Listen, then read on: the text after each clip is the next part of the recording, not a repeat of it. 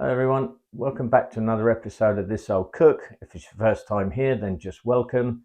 I've been away for a few weeks working on a big garden project, which is almost at completion. So now it's time to start back and do some more filming. I'm going to be focusing on barbecue a little bit more as the weather seems to be improving here in the UK. Not much, but a little bit. Um, so I'm going to start with some nice, easy, quick recipes for some rubs and some barbecue sauce and so on, which is what we're going to make now. Um, One thing I'd just like to mention is I've had a few comments from people saying my videos are a bit long. Well, the reason really for this is, and they are a bit long, you're quite right, but not everybody knows how to cook. Some people have no idea how to cook and they're just starting out learning. So I'm just trying to show as much as I can, as much detail as I can, so that folks that are not comfortable with cooking can feel confident and make some of these dishes. So without further ado, this is quite a quick recipe. We'll go through the ingredients now and we'll crack on. Back in a minute. Right, so here's the ingredients for this barbecue sauce. So now you can either go buy barbecue sauce or you can make this. This is much nicer. It's a beautiful sauce. Um, if you don't have a barbecue but still want to make lovely kind of smoky barbecue sauce, then one of the ingredients here you'll see that you can buy readily from Amazon, and it's just like you've made the barbecue sauce actually on the barbecue. If you're going to make the barbecue sauce on the barbecue, don't add this ingredient. It'll be too smoky. So we've got some Wright's liquid smoke. This is hickory. You only use about 1.5 teaspoons of this. We've got some molasses, or black treacle as it's known here. We have some honey, some hot chili powder. This is pure chili powder, not the Schwartz or McCormick type. This is like hot Indian chili powder. Good old tomato ketchup, use a good quality one. Some apple cider vinegar, some brown sugar. I use like fine demerara sugar, and some garlic powder. So that's it. It's now kind of a bit of an assembly thing. So let's sort of get cracking. We're going to use 1 cup of tomato sauce. Hope you can see that okay.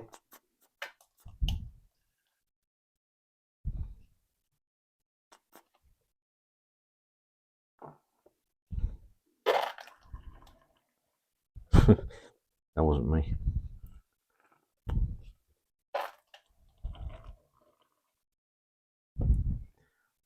One cup of tomato sauce. This is going to make a good 2.5 cups. All right.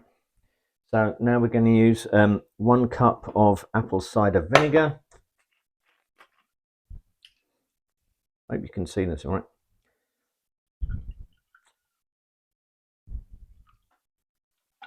Gives it a lovely tang. I prefer to use apple cider vinegar, to be honest. Just want to rinse that out with a bit of vinegar. That'll do. Okie dokie.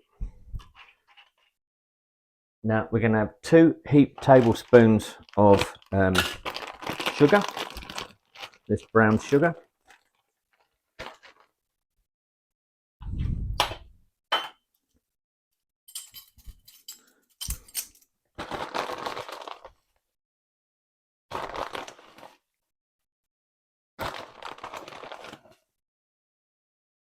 A little bit for luck because it wasn't very heaped.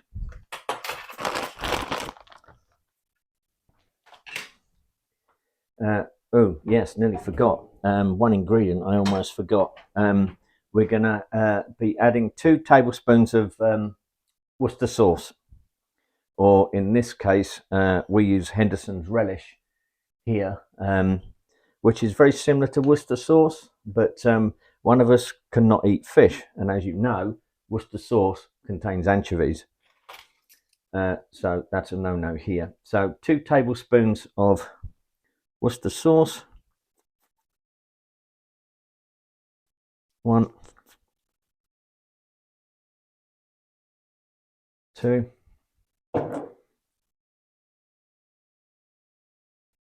2 tablespoons of honey.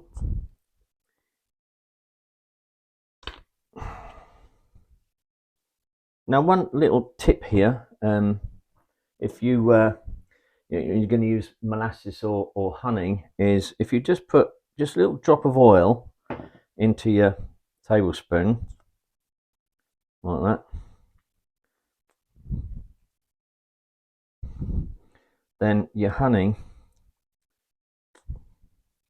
will not, it'll come off the spoon really easy.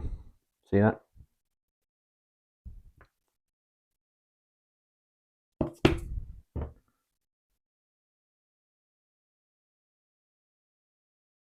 Okay, right, I'm just going to go and give this a little wipe, little rinse under the tap.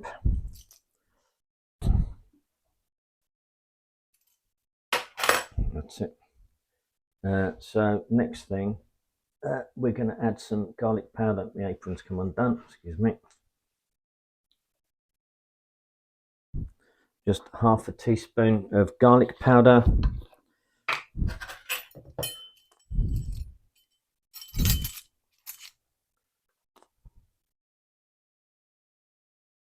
If you like garlic, you can put some more in, but the powder's quite strong. Now I'm going to add half a teaspoon of chili powder. If you like it really spicy, just add some more. But I like it kind of spicy, so I'm going to add like about a teaspoon of chili powder. This really hot chili powder. I'm going to use 1.5 teaspoons of liquid smoke. This is potent stuff, so don't go overboard with that, for goodness sake. Let's give that a little rinse. Okay.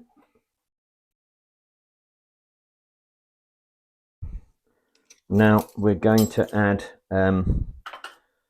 2. God, molasses is just really sticky. I think it's 2. Is it? Wait, just let me go check. I think it's 2. Can't remember. I've made this for ages.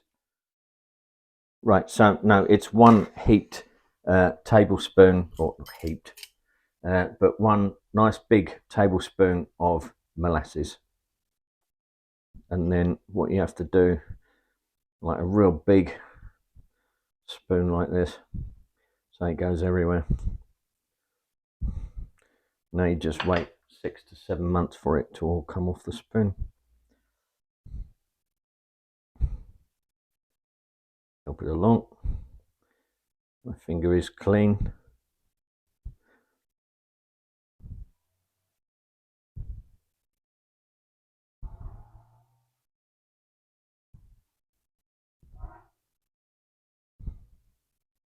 I don't know if you could hear that sound from outside. That's one of our local neighbours who has a Maserati, and I think he probably has a very small.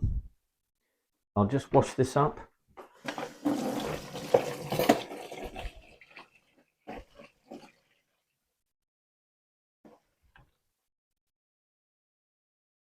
Right, okay. So all that is left to do now is to just bring this to simmer. If I turn the cooker on, that would help. God, I've gone backwards in this video stuff. Right, what we're going to do is just bring it to a simmer. I'm going to give it a good mix, get everything mixed. This is my favourite saucepan. It's a cast iron saucepan for making this barbecue sauce.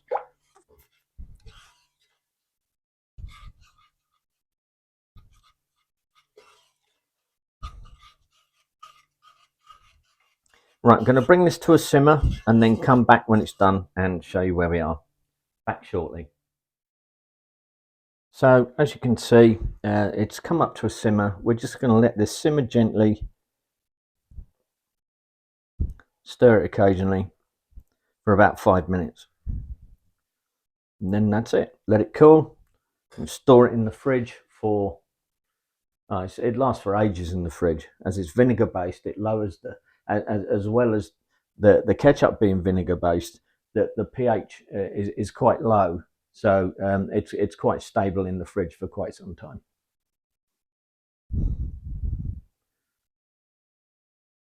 I'll come back in a sec and show you what it's like when it's finished. Okay, so there it is in all its lovely glory. It's been simmering for about 5 minutes, and it's all ready to go. As I say, just cool it in the fridge, and it'll last for days and days and days in the fridge. So let's see.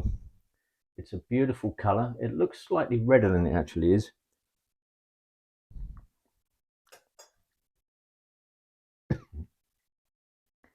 That's a spicy meatball. That's quite spicy, just how I like it. So I hope you enjoyed that.